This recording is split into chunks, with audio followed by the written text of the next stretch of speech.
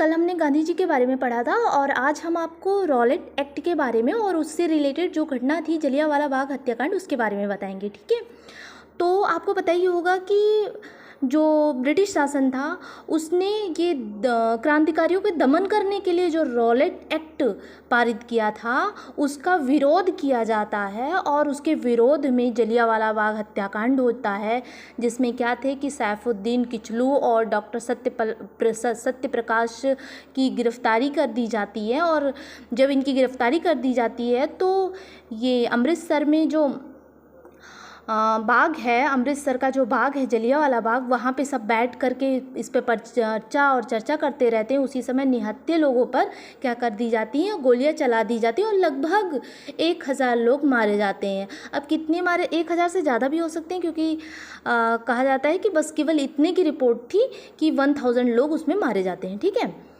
अब हम एक एक करके आपको बताएंगे। जो ये रॉलेट एक्ट था ये लॉर्ड चेम्सफोर्ड, उस समय लॉर्ड चेम्सफोर्ड भारत के वायसराय हुआ करते थे और इनके रहते हुए ये घटना होती है। यानी रॉलेट एक्ट जब पारित होता है उस समय भारत के वायसराय कौन होते हैं, लॉर्ड चेम्सफोर्ड। ठीक है, अब रॉलेट एक्ट को हम बिना वकील, बिना अपील और बिना दलील के नाम से जानते हैं। ये एक ऐसा कानून था जिसको हम बिना वकील का, बिना अपील का और बिना दलील का कानून मानते हैं। ठीक है, अब नेक्स्ट क्या था, इसको देशव्यापी सत्याग्रह किसने बनाया था, तो जो कल हमने पढ़ा था गांधी जी ने।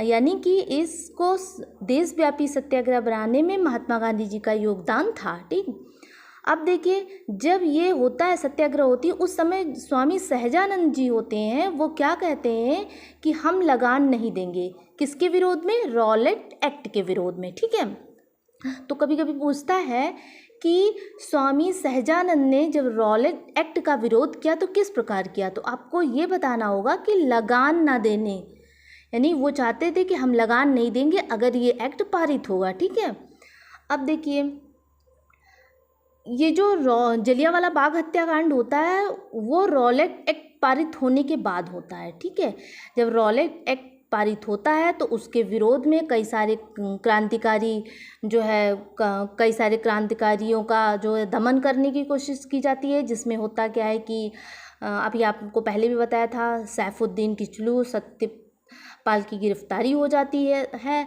क्रांतिकारी जो आंदोलन और बढ़ जाता है। ठीक है, और उसके बाद ये जलियांवाला बाग हत्याकांड हो जाता है। ठीक है, और वो उसकी डेट जो होती है 13 अप्रैल 1919 होती है। ठीक है, तो ये ऐसे थोड़ा सा फंडामेंटल्स था।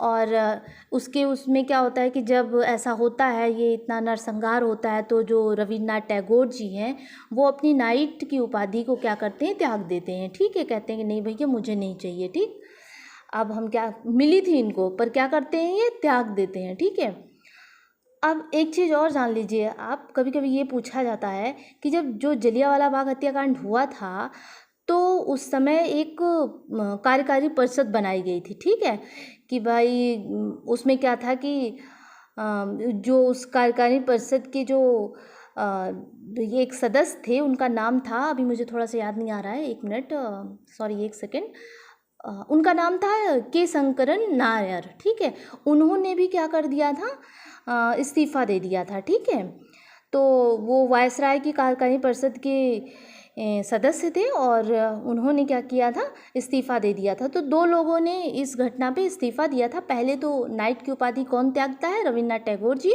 और दूसरे कौन थे, के शंकरन नायर थे, याद आ गया। ठीक है, तो इन्होंने इस्तीफ़ा दे दिया था। अब क्या है,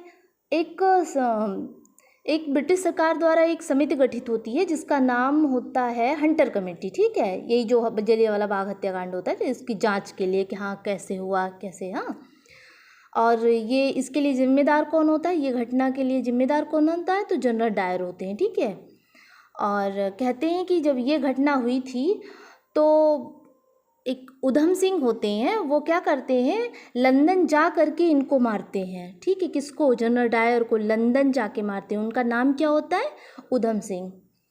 ठीक है, और ये तो थी ऐसे ही फॉर्मल घटनाएं। अब थोड़ा थोड़ा सा आप भी देख लीजिएगा और ठीक है, कल हम आपको नेक्स्ट टॉपिक पढ़ाएंगे। Thank you.